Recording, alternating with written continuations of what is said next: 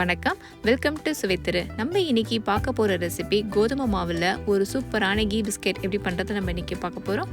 வாங்க இது எப்படி பண்ணுறதுன்னு பார்க்கலாம். இப்போ ஒரு மிக்சிங் பவுலில் சுகரை நல்லா பவுட்ரு பண்ணி வச்சுருக்கேன். அது 3/4 கப் எடுத்துக்கிறேன்.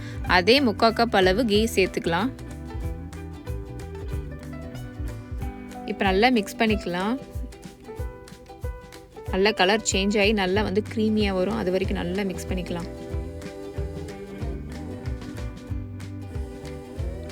இப்போ பார்த்தீங்கன்னா கலர் நல்லா மாறிடுச்சு. அதே மாதிரி நல்லா க்ரீமியாகவும் வந்துடுச்சு. இப்படி நம்ம எடுத்தோன்னா அது கீழே விழக்கூடாது. அந்த மாதிரி வந்தால் தான் நம்ம பிஸ்கெட் ரொம்ப நல்லா வரும். இப்போ இது கூட 1 கப் கோதுமை மாவு சேர்த்துக்கலாம். இப்போ 1 கப் கடலை மாவு, சும்மா கொஞ்சமாக உப்பு, 1 டேபிள் ஸ்பூன் ரவை, இப்போ ஏலக்காய் தூள் கொஞ்சமாக சேர்த்துக்கலாம். இப்போ இது எல்லாத்தையும் நல்லா மிக்ஸ் பண்ணிக்கலாம்.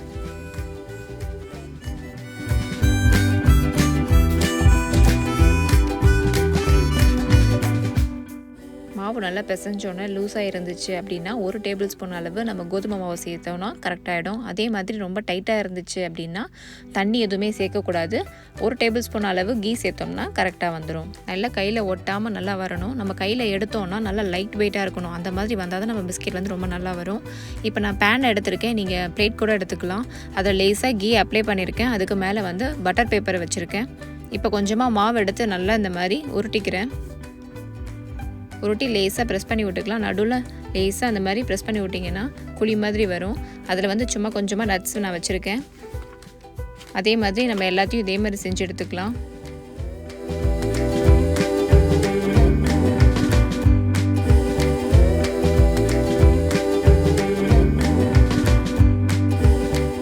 இது எல்லாமே பண்ணி எடுத்துக்கிட்டேன். இப்போ ப்ரீ ஹீட் பண்ணிடலாம். நான் தவாவில் ஸ்டாண்ட் வச்சு மூடி போட்டு ஒரு 5 நிமிஷம் ப்ரீ ஹீட் பண்ணிட்டேன். அதுக்கப்புறமா இதை வச்சு மூடி போட்டுடலாம். லோ ஃப்ளேம்லேயே 15 மினிட்ஸ் வேக விட்டுடலாம். இப்போது 15 மினிட்ஸ் ஆயிடுச்சு. இப்போ செக் பண்ணிடலாம். நல்லா வெந்துருச்சு. இப்போ இதை எடுத்துடலாம்.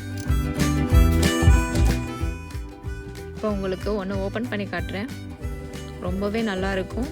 எவ்வளோ கொஞ்சம் கூட கிராக்கே இல்லாமல் எவ்வளோ சூப்பராக வந்திருக்கு பாருங்கள். இதே மாதிரி நீங்களும் உங்கள் வீட்டில் செஞ்சு ட்ரை பண்ணி பாருங்கள்.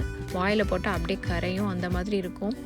இந்த வீடியோ பிடிச்சிருந்தா லைக் பண்ணுங்கள், ஷேர் பண்ணுங்கள், சப்ஸ்கிரைப் பண்ணுங்கள். மீண்டும் வேறொரு ரெசிபி உங்களை சந்திக்கிறேன். சுவைத்திருங்கள்.